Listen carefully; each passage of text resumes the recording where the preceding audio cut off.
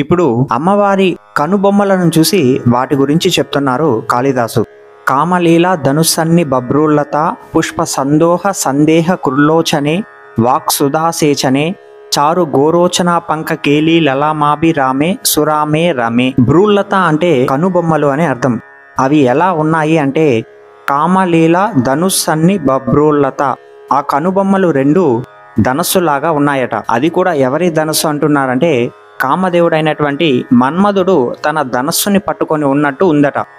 కామలీల ధనుస్సన్ని బభ్రూలత. ఆ తర్వాత అంటున్నారు కాళిదాసు పుష్ప సందోహ సందేహ కృల్లోచనే. ఇక్కడ సందోహ ఒకటి, సందేహం ఒకటి కాళిదాసుకి. ఏంది సందేహం అంటే ఇప్పుడు ఆ కనుబొమ్మలు రెండు కూడా విల్లులాగా ఉన్నాయి. అయితే రాజశ్యామల యొక్క కంటి చూపు అనేది వర్షింపబడుతుందట, ప్రసరిస్తుంది. ఎలా అంటే ఆ విల్లు ద్వారా జాలు వారుతుందా అని నాకు సందేహంగా ఉంది అని అంటున్నాడు కాళిదాసు. ఆమె చూపు ఎలా ఉందంటే పుష్పాలు ఎంత కుసుమంగా ఉంటాయో అంత సుకుమారంగా ఉందట. అందుకే పుష్ప సందోహ సందేహ. ఇక కృల్లోచనే అంటే ఏదో చేస్తున్నటువంటి అనే అర్థం. ఏమి చేస్తుంది అంటే ఇది ఒకవేళ మన్మధుని యొక్క సొంత ధనస్సు ఏమో అది నీ యొక్క కనుబొమ్మల వలె ఉన్నాయి అని నాకు సందేహాన్ని కలిగిస్తున్నాయని అంటున్నాడు కాళిదాసు. పుష్ప సందోహ సందేహ కృల్లోచనే.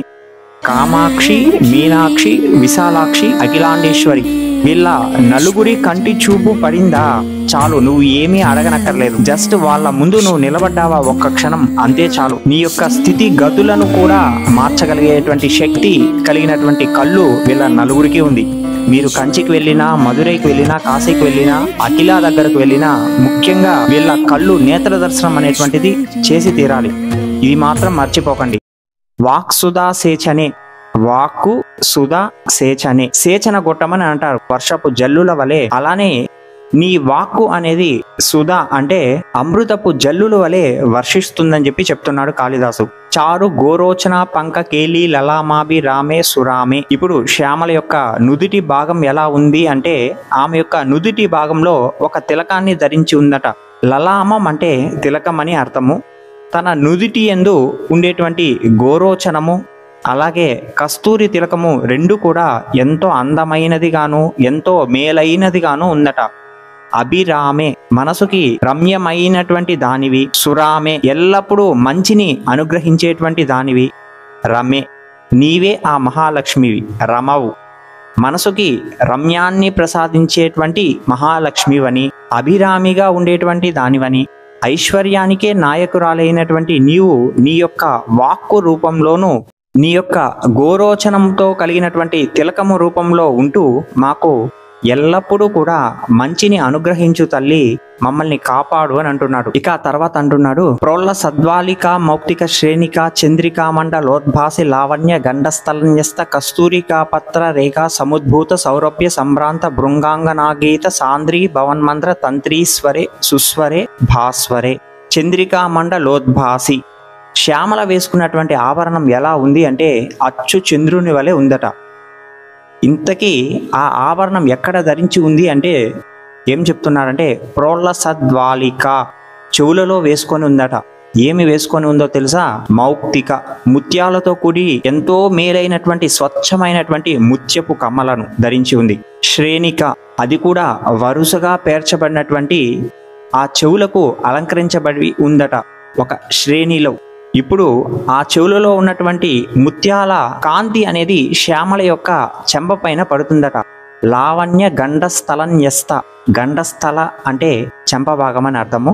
నిజానికి అమ్మవారికి అలంకరణ అవసరమే లేదు. దేనికంటే అలంకరణకు మించినటువంటి సౌందర్యం, అందం తనది. మనం చేసేది ఏముంది తన అందానికి ముందు? అయితే రెండు కారణాలున్నాయి.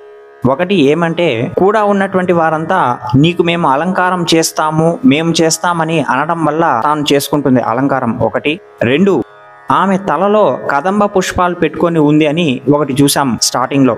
నీపస్రగాబద్ధ చూలీ సనా తత్రికే అని.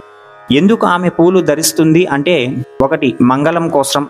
అయితే ఆమెకేంది ఇంకొకటి మంగళత్వాన్ని ప్రసాదించేది. ఆమె మంగళదాయిని. ఒకరికి మంగళత్వాన్ని ఇవ్వాలి అంటే అది ఆమె ఇవ్వాలి. దీనికి ఆదిశంకర్ల వారు సౌందర్య లహరిలో ఒక పాదంలో చెప్తారు ఒక కారణం. ఏమనంటే ఈ పుష్పాలన్నీ కూడా అమ్మవారి సిగలో చేరాలని చెప్పి తప్పించిపోతూ ఉంటుందట. ఎందుకంటే వాటి యొక్క పరిమళం కన్నా అమ్మవారి సిగలో వచ్చేటువంటి పరిమళం అనేది ఎంతో పరిమళ భరితంగా ఉంటుందట. ఆ పరిమళంలో కొంత ఈ పూలకు వ్యాపిస్తుందేమో అనేటువంటి ఒక ఉద్దేశంతో అమ్మవారి సిగలో చేరుతుందట.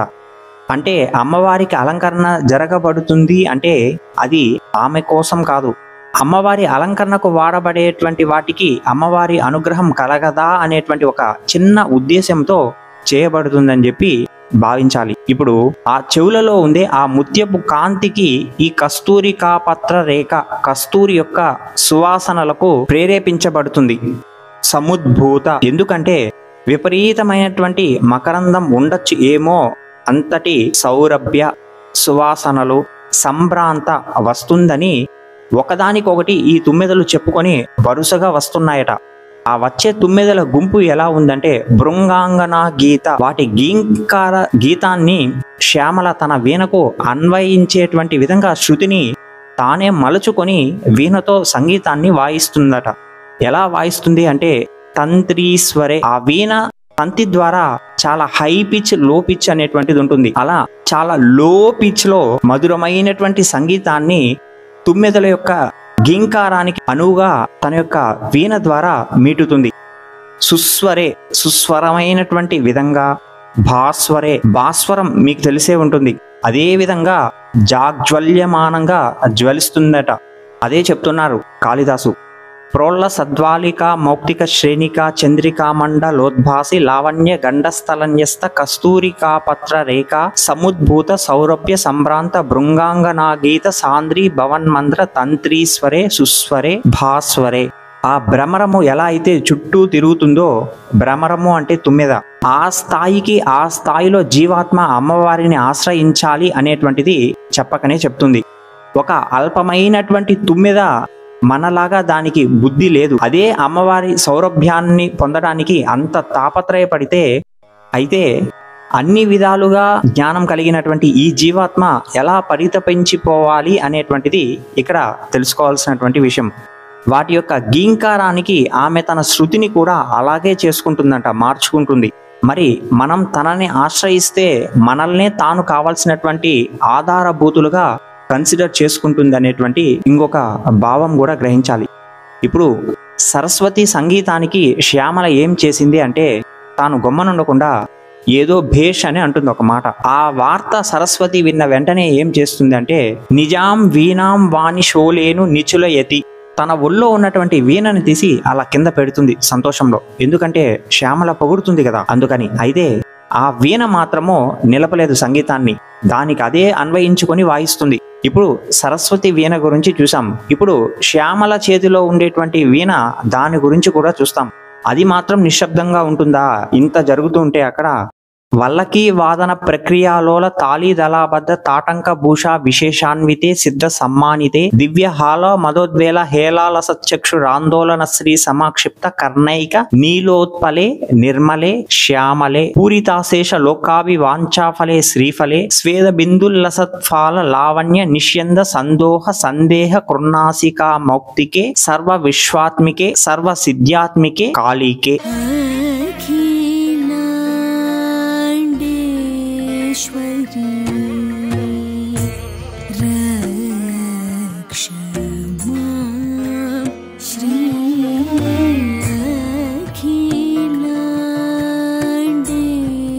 श्री